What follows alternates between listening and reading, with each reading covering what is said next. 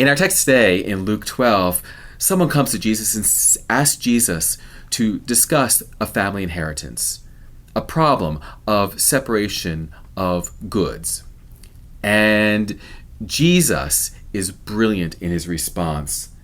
Jesus gives him two answers. And the first one in verse 15 is about to be careful not to be greedy. Be careful what you're asking for. Be careful what you're desiring. And then in verse 21, he finishes up by saying, be careful not to store up treasures on this earth, but be concerned about storing up treasures in the kingdom of God.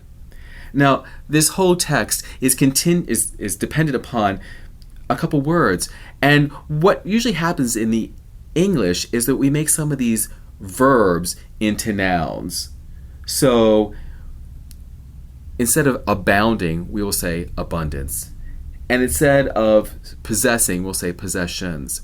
Jesus is really concerned about those people whose focus is on abounding wealth and possessing things, because their focus is on doing what they need to do to get more stuff. Their focus is not focused on a relationship with God, but on amassing quantity of things. There's a difference between having stuff and being focused on gathering stuff. And there's a difference between having wealth and focusing on acquiring wealth. And Jesus wants us to know that our focus should never be on acquiring stuff that is perishable.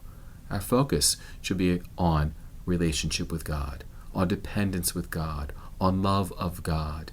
And if our focus, our energies, our work is on amassing things, then we have a problem, because we become a slave to the world and not a person in relationship with God.